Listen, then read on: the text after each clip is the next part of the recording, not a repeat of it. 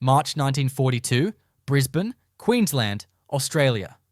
The tropical heat pressed down on Fortitude Valley like a wet blanket as crowds of American soldiers filled the streets. Their loud voices and confident walks made the city feel different, almost foreign. Just 4 months earlier, Japanese bombs had rained down on Pearl Harbor. Now 15,000 American troops packed into Brisbane, turning quiet neighborhoods into military camps overnight. The Australians welcomed them with open arms. After all, these men stood between their families and the Japanese forces pushing south through the Pacific. But on a sweltering Saturday afternoon, outside the Royal Exchange Hotel, a different kind of battle was about to begin. 2 Filipino-American soldiers in crisp US Army uniforms stood at the pub entrance, money in hand, ready for a cold beer after a long week. They had trained alongside white troops. They wore the same uniform. They faced the same enemy. But when they tried to step inside the American-run canteen, 2 white military policemen blocked their path. The MPs wore the same American flag patches as the Filipino soldiers, but their faces showed only contempt. "Coloreds use the other facility," one MP barked, pointing down the street to a cramped, poorly ventilated building with peeling paint. The Filipino soldiers protested. They were Americans. They had every right to enter. The MP's hand moved to his nightstick.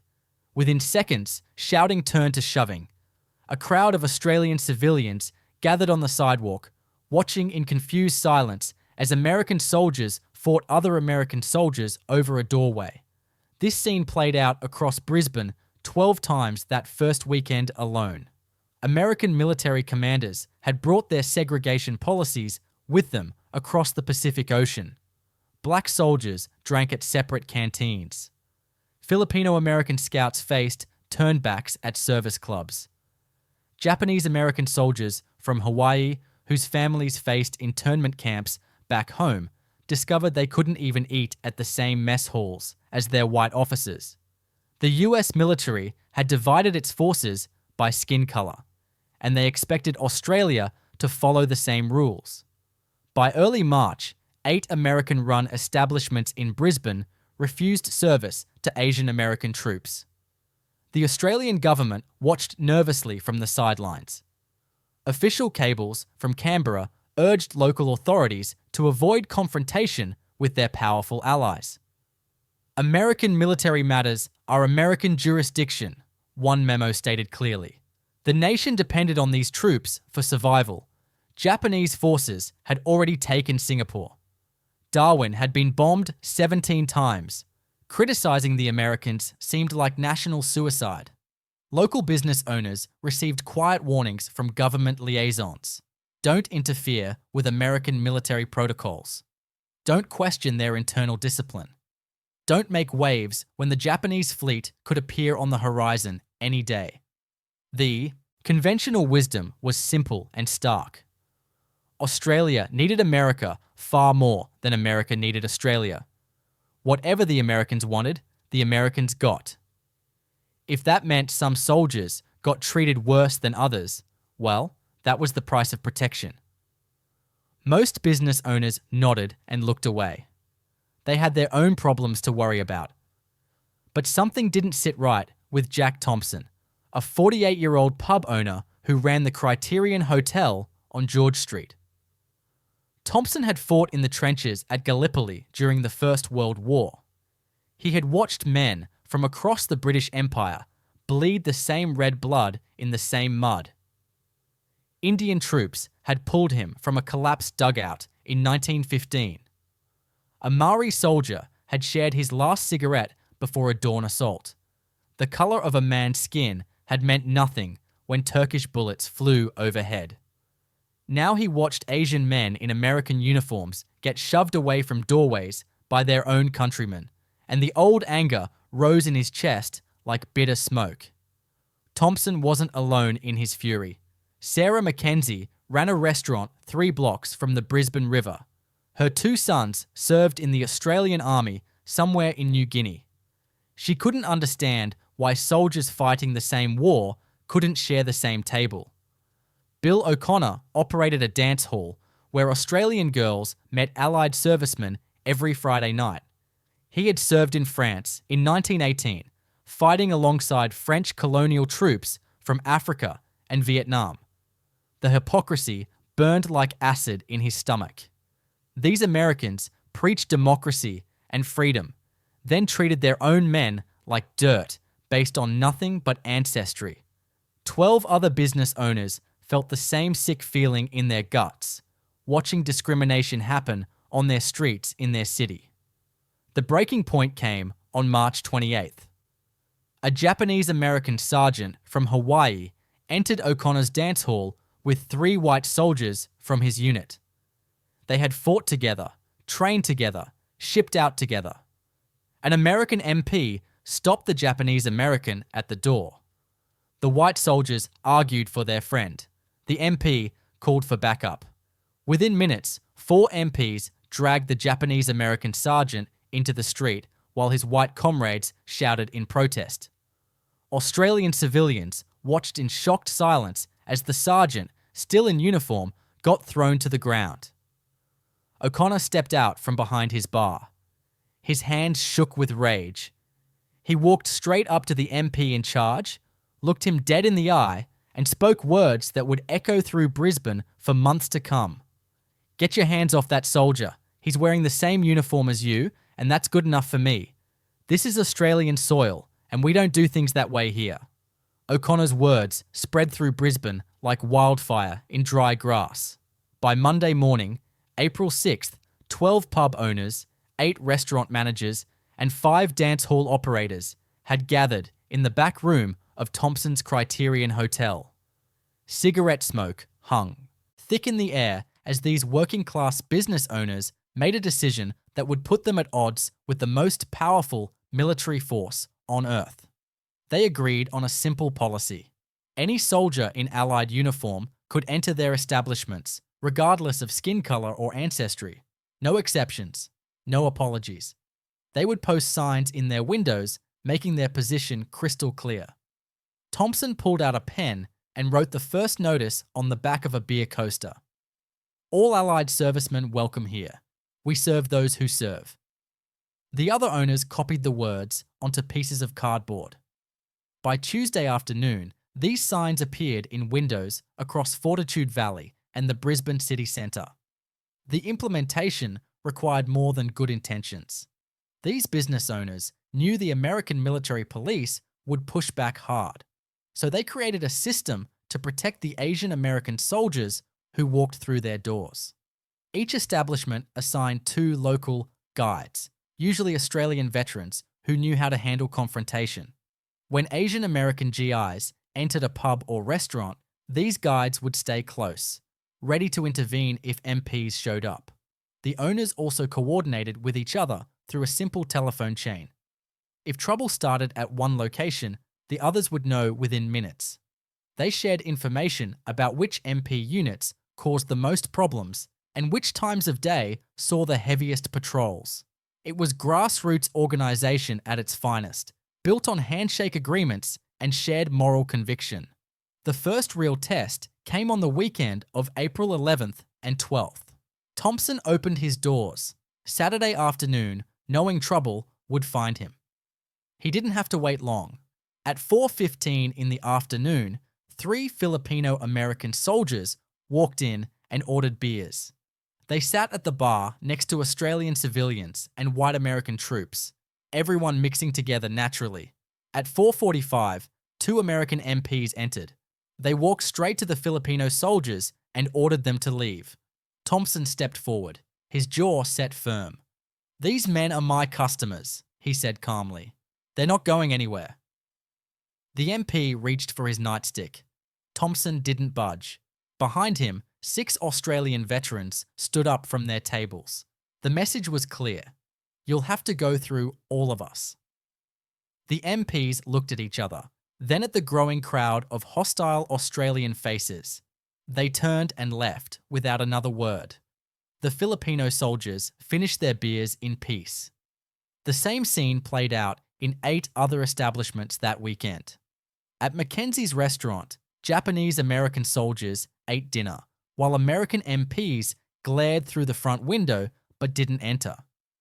At O'Connor's dance hall, Asian American GIs danced with Australian girls, while local men made sure no one interrupted. By Sunday night, the business owners counted their results. 214 Asian American soldiers had been served across all participating establishments. 0 incidents of successful MP intervention. 0 arrests. 0 violence. The system worked better than anyone had dared hope. But the American military command was furious. On Monday, April 13th, a US colonel visited Thompson's pub. The colonel was polite but firm. These establishments needed to respect American military regulations. The segregation policies existed for good reasons, he explained, to maintain discipline and unit cohesion. If Brisbane business owners continued this defiance, the entire city would be declared off-limits to American personnel. Thompson listened quietly, then asked a simple question. What happens when your Asian soldiers walk down our streets in uniform and we're supposed to treat them different than your white soldiers? How do we explain that to our children? The colonel had no good answer. He left with a warning that consequences would follow. The consequences came swiftly. By Wednesday, American command threatened to forbid all 15,000 troops from entering any establishment that served Asian American soldiers. The business owners faced a terrible choice: give in to segregation or lose 90% of their customers. Several owners wavered. The financial pressure was crushing. But Thompson and O'Connor held firm, and they weren't alone. The Brisbane Trades and Labour Council, representing thousands of workers across the city, held an emergency meeting on April 16th. The union leaders debated for 3 hours, voices rising and falling in the stuffy meeting hall. Finally, they voted.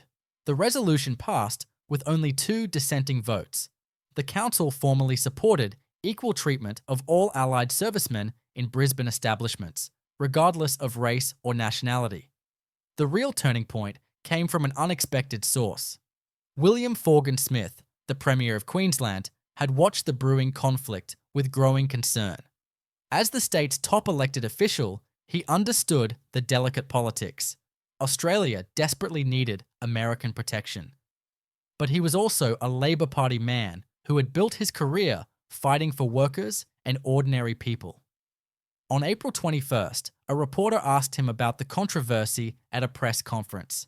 Smith paused, looked directly at the camera, and spoke words that would define Australia's position. We don't practice that kind of thing in Australia, and we won't start now.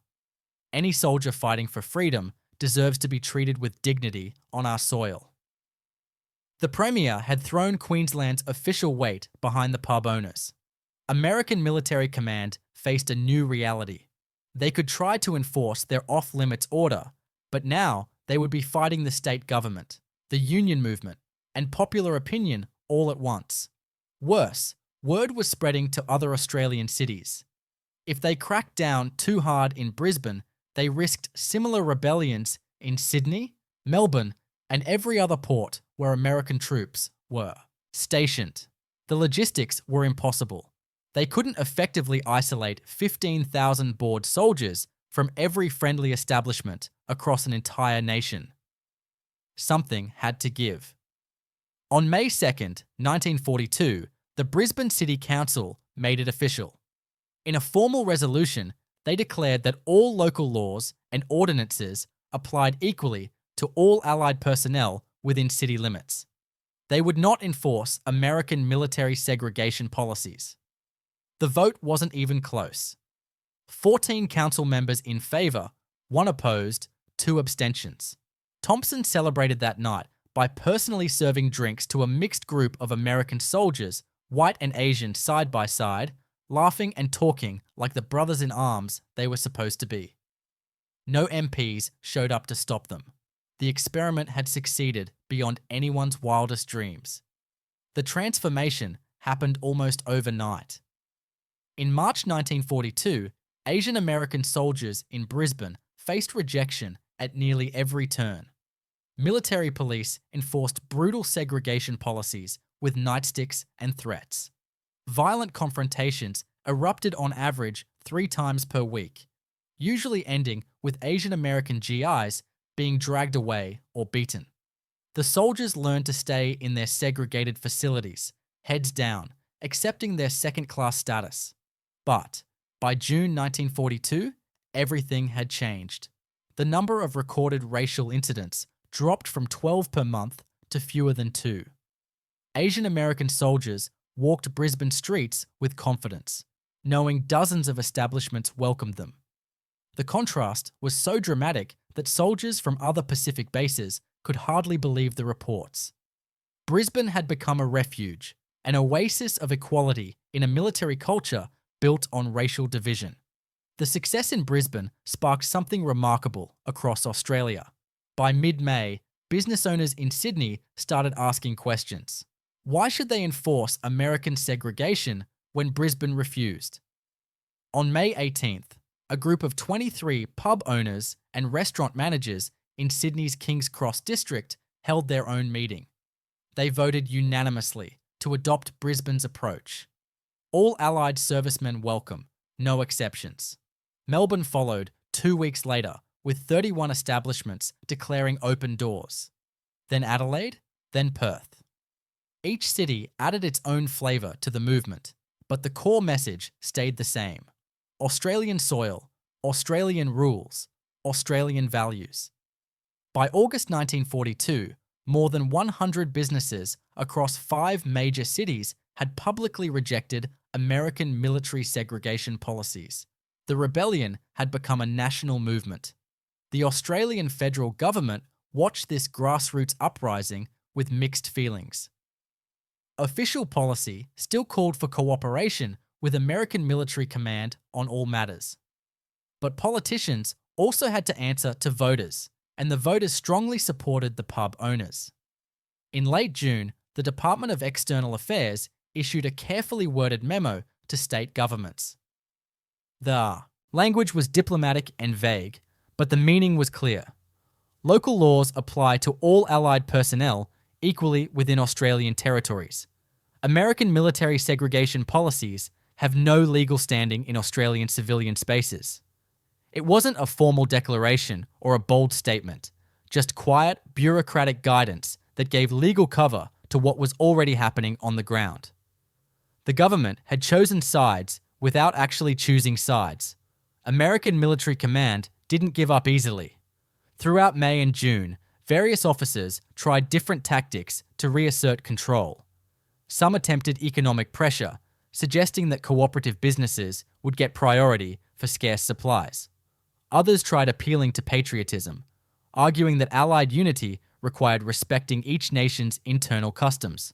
A few resorted to outright threats, warning that continued defiance would damage Australian-American relations at a critical moment in the war.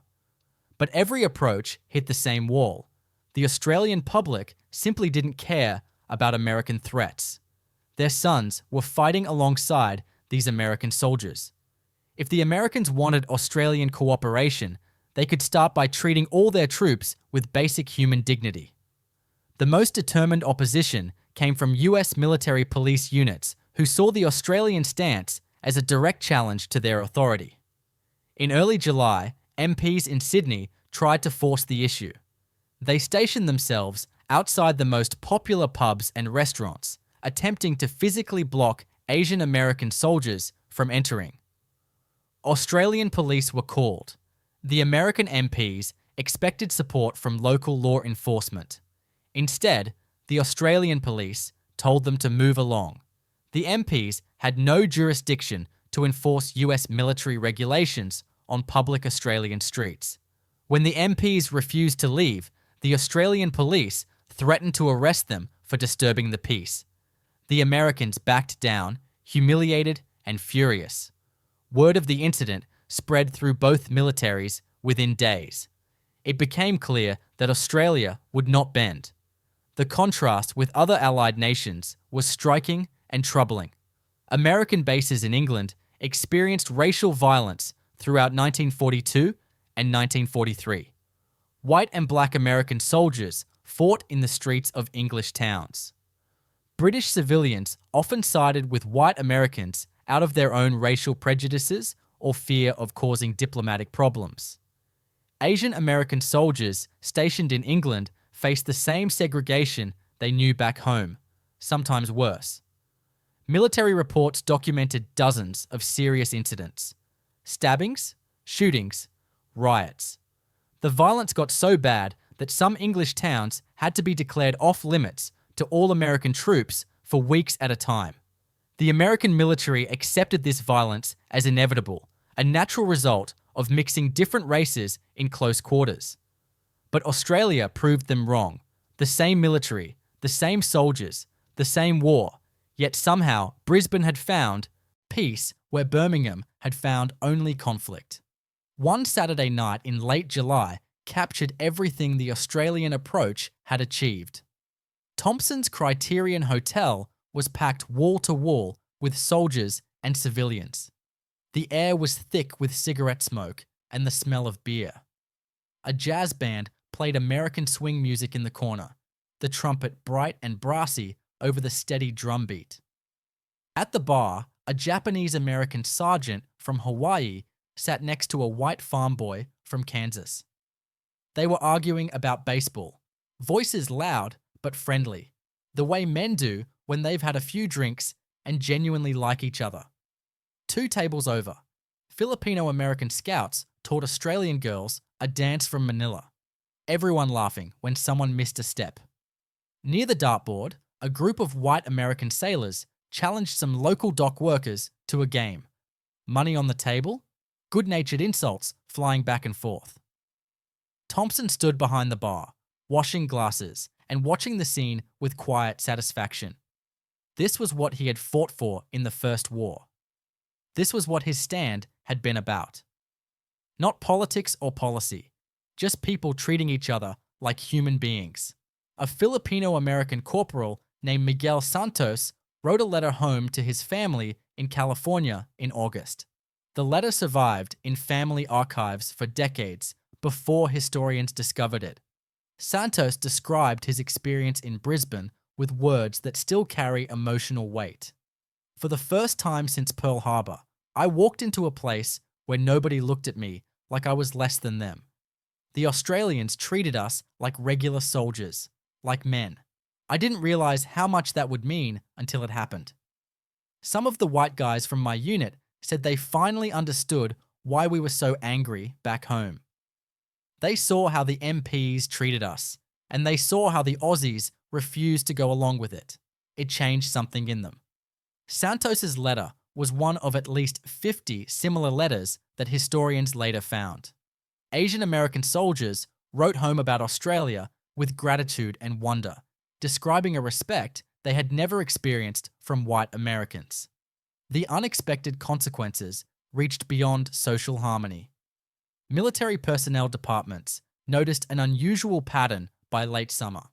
Asian American units were specifically requesting assignments to Brisbane and other Australian cities. Soldiers pulled strings, called in favours, anything to get rotated to Australia instead of other Pacific bases. Morale reports showed dramatic differences.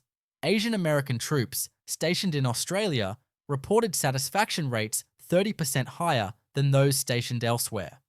They performed better, complained less, caused fewer disciplinary problems. Some white officers started questioning the whole segregation system. If mixed units worked fine in Australia, why not everywhere else? The questions were dangerous, challenging decades of military policy, but they were being asked. By September 1942, the full scale of the Australian rebellion was impossible to ignore. More than 120 businesses across 6 cities had embraced the open door policy. Thousands of Asian American soldiers had experienced what life could be like without segregation. The American military had tried pressure, threats, and intimidation. Nothing worked. Australia had drawn a line in the sand, and that line held firm. The story was far from over, but the precedent was set. On Australian soil, all Allied soldiers were equal. No exceptions. No compromise. No going back. The Australian stand against segregation didn't end when the war ended. It planted seeds that would grow slowly but steadily over the following decades. In the immediate aftermath of the war, Australia still maintained the White Australia policy, a set of laws designed to keep the nation overwhelmingly European. The contradiction was obvious and painful. The same country that had defended Asian American soldiers still barred Asian immigrants from settling permanently. But something had shifted in the national consciousness. Australian veterans who had fought alongside diverse Allied forces came home with different perspectives. They had seen courage and loyalty that had nothing to do with skin colour. The seeds of change were germinating in thousands of individual minds, waiting for the right moment to break through the soil. Throughout the 1950s and 60s, those seeds began to sprout. Veterans' organisations became some of the most vocal critics of the White Australia policy. Men who had served in the Pacific, who had watched Asian American GIs fight and die for freedom, couldn't justify laws that treated Asian people as inferior. The Brisbane pub owners became quiet heroes in these circles, their wartime stand referenced again and again in debates about immigration and equality. It wasn't the only factor pushing Australia toward change, but it was part of a larger shift in thinking. The White Australia policy was finally dismantled in 1973, replaced with policies that judged immigrants on skills and character rather than race. The transformation took 30 years, but the connection back to those wartime decisions was real and traceable. The Asian American soldiers never forgot their time in Australia. Throughout the 50s, 60s, and 70s, dozens of veterans made pilgrimages back to Brisbane and Sydney. They brought their families, showed their children the pubs and restaurants where they had been treated with dignity during the darkest days of the war. Some sought out the business owners who had stood up for them, shaking hands that had aged but still gripped firm with pride. Miguel Santos, the Filipino-American corporal who had written home about his experience, returned to Brisbane in 1967 with his wife and 3 children. He walked into Thompson's Criterion Hotel, now run by Thompson's son, and told the whole story to his family. His voice cracked with emotion as he described what it had meant to be treated like a regular soldier, like a man worthy of respect. The younger Thompson served them all dinner on the house, honoured to continue his father's legacy. Jack Thompson himself never sought recognition for what he had done. He ran his pub until 1958, then retired to a small house near the Brisbane River. When journalists occasionally called asking about the war years, he kept his answers short and simple. "We just did what was right," he would say, as if turning away American military police was the most ordinary thing in the world. Those boys were fighting the same war as everyone else. Didn't seem fair to treat them different. He died in 1971, at age 77, surrounded by family, his role in history barely noted in his obituary.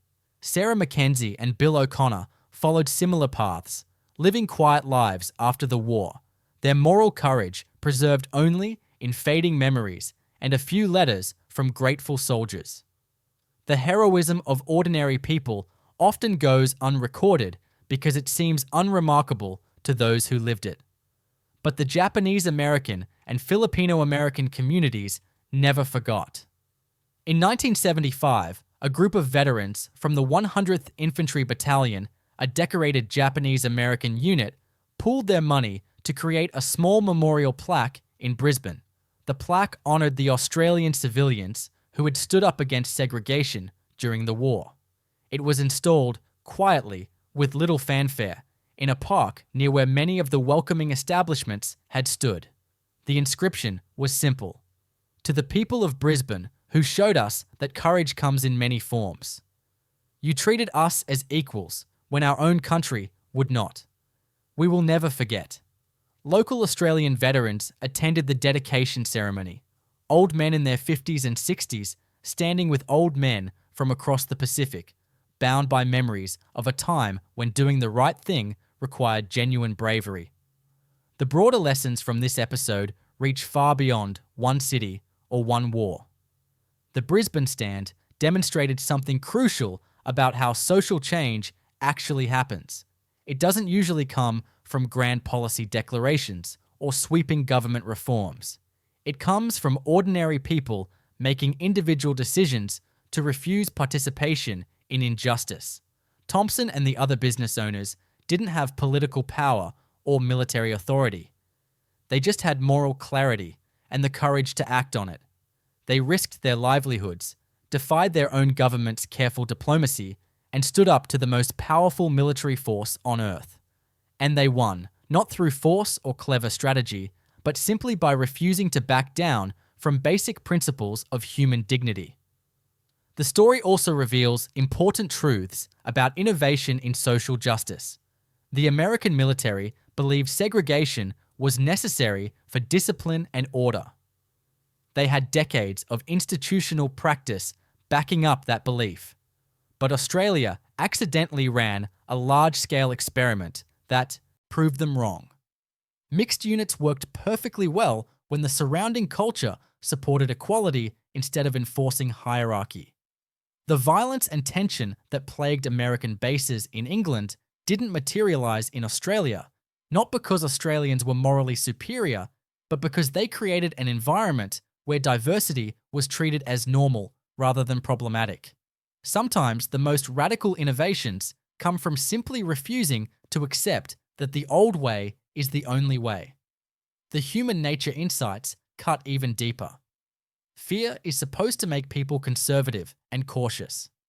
In early 1942, Australia faced existential danger.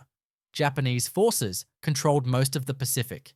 Invasion seemed possible, even likely. Every strategic calculation said to appease the Americans, accept their rules, do nothing that might weaken the alliance. But that's not what happened. Instead, facing the greatest danger in their history, ordinary Australians chose to stand on principle even when principle seemed like a luxury they couldn't afford. Fear can make people small and selfish, but it can also clarify what truly matters. Thompson and the others looked at segregation and realized that if they compromised on basic human dignity, the values they claimed to be defending against fascism would be hollow and meaningless. The echoes of this story still resonate in modern challenges. Today, we face constant pressure to compromise our values for practical considerations. We're told that economic relationships with authoritarian nations are too important to risk over human rights concerns. We're told that speaking up against discrimination might damage our careers or alienate allies. We're told to be realistic, to accept that sometimes we must look away from injustice for the greater good. But the Brisbane pub owners remind us that there's another way. Sometimes standing firm on principle isn't naive idealism, but practical wisdom. Sometimes refusing to cooperate with injustice, even when the costs seem overwhelming, creates outcomes that calculation and compromise never could. The philosophical heart of this story rests on a simple truth. Real solidarity requires courage to oppose even your allies when they're wrong. The easy path in 1942 was to defer to American authority. They were the powerful protectors, the essential allies, the ones Australia needed to survive. But Thompson and his fellow business owners understood something deeper.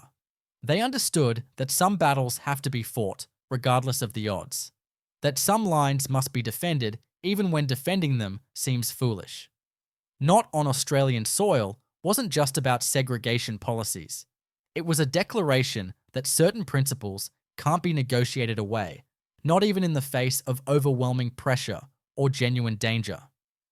The ultimate lesson transcends any single historical moment. The story teaches us that the most powerful resistance to injustice often comes not from grand policy declarations, not from government reforms, not from international agreements, but from individuals simply refusing to participate in discrimination. One pub owner blocking a door, one restaurant serving all soldiers equally, one dance hall declaring everyone welcome. These small acts of defiance, multiplied across a community, created change that all the diplomatic negotiations could not achieve. The Brisbane Stand reminds us that we all have more power than we think, that ordinary people in ordinary places can change the world, one refused compromise at a time. When we say we're too small to make a difference, too powerless to matter, we're forgetting that every great movement begins with someone saying, "No, I won't be part of this. Not here, not now, not on my watch." That's the gift Thompson and the others left us. The knowledge that courage is always possible, that dignity is always worth defending, and that sometimes the most important battles are fought not with weapons, but with a simple refusal to look away.